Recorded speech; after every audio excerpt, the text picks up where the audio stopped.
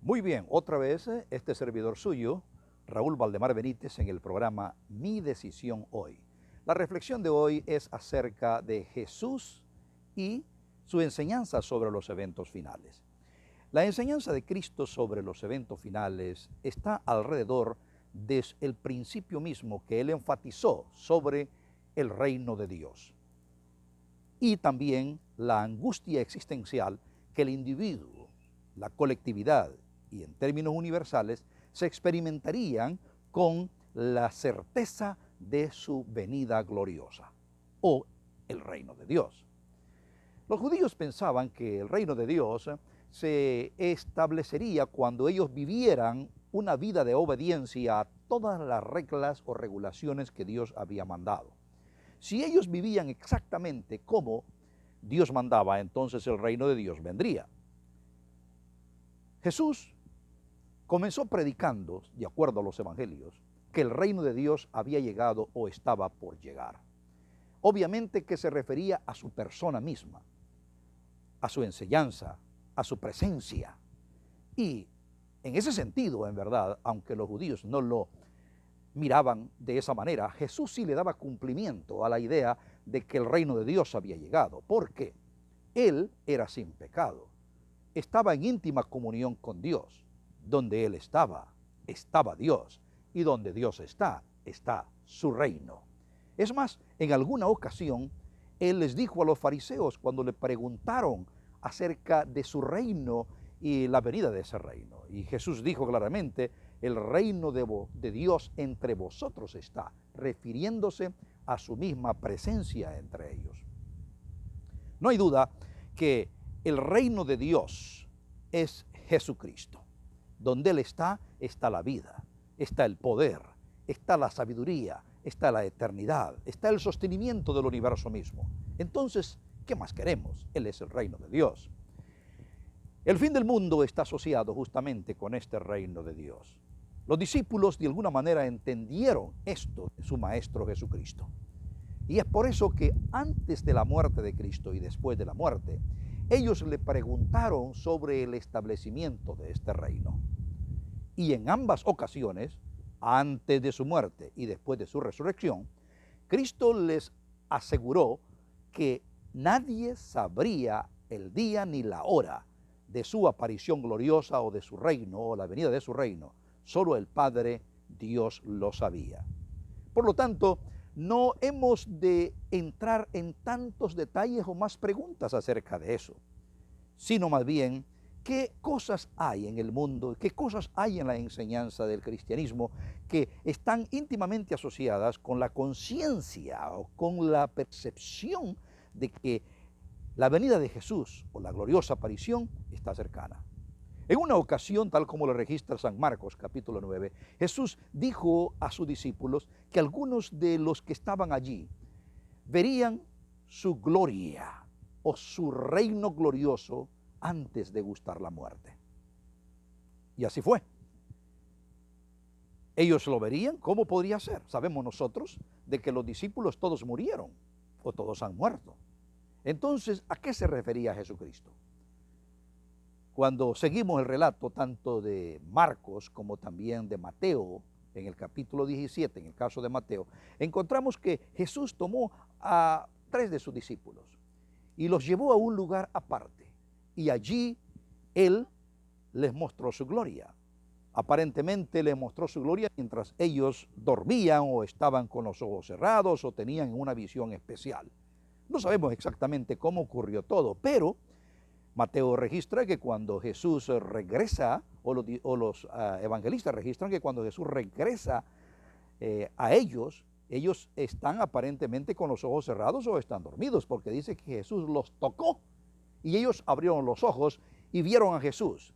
Y Jesús les dijo, no teman. ¿Por qué? Porque durante la visión o durante esa experiencia de ver la gloria de Jesús, ellos tuvieron gran temor. En otras palabras, es esa misma angustia a la que Jesús se referirá muy pronto en uno de sus discursos, el discurso profético. Así es, la venida gloriosa de Cristo también está asociada con el fin del mundo. Y el fin del mundo con la tremenda angustia de los hombres. Jesús habló mucho acerca de su reino, a través de parábolas y directamente. Pero también Jesús predicó un sermón que nosotros lo llamamos el sermón profético. Está registrado por los evangelios, especialmente Mateo en el capítulo 24 y el capítulo 25 también habla de eso, cuando Jesús menciona de los eventos finales. Por alguna razón Jesús asoció los eventos finales del mundo con los eventos finales de la historia de Jerusalén y su templo. Y cuando él enfatizó los eventos finales, él hizo diferencia entre dos tipos de eventos. Los eventos al período amplio previo a su segunda venida gloriosa y los eventos inmediatamente previos a su segunda venida. La palabra antes de su segunda venida o de su venida gloriosa tiene dos significados. El amplio período que media entre su primera venida y su segunda venida, y también el período inmediato a su segunda venida.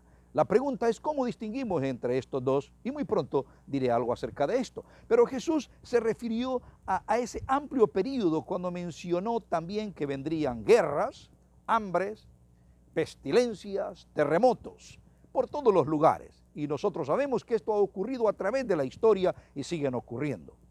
También Jesús habló que habría que perseverar hasta el fin.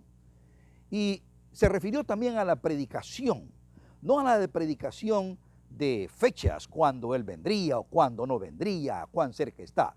Se refirió a la predicación del Evangelio del reino. Y si el reino de Dios es la presencia de Jesucristo, es el ministerio de Jesucristo, es su evangelio de salvación, entonces a esa predicación Jesús se refiere, no a aquella que abunda más el temor, la angustia de las personas, como algunos pretenden hacerlo. No, ese no es el objetivo. Más bien Jesús viene para decir no temas, no en vez de decir ten miedo, ten más miedo, porque Jesús viene. Ese no es el objetivo. La Biblia dice entonces que habrá todo este tipo de señales y Jesús habla acerca de las enseñanzas falsas. Pero luego, en el capítulo 24 de Mateo, así también como en Lucas, Jesús habla de un período de angustia, de un tiempo de angustia. Y él dice que esta angustia será como nunca fue desde la fundación del mundo. En otras palabras, nunca ha habido una angustia como esta. A esta yo la llamo la angustia existencial. La angustia existencial es la que caracterizará o marcará la diferencia entre el curso de la historia con tantos eventos comunes como ocurren, así y también los eventos de la inmediación que ya viene Jesucristo.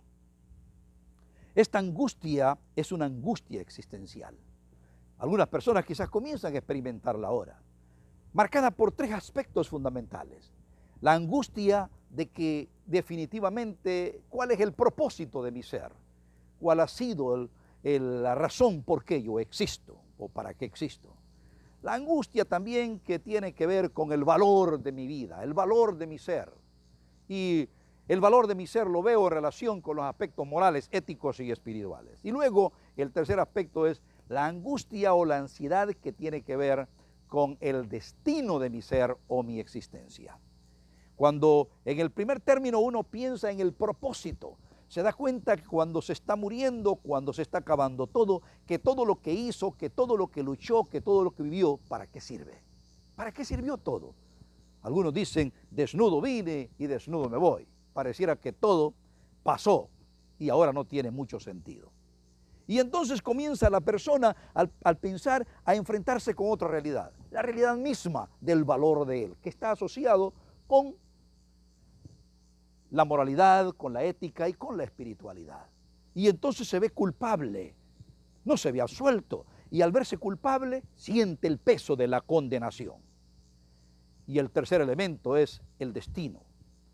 Entonces, ¿cuál será mi destino? Mi ser, ¿prevalecerá o no? ¿Se desvanecerá? Será como que si nunca existí, como si nunca fui, todo fue una ilusión el haber pasado por este mundo.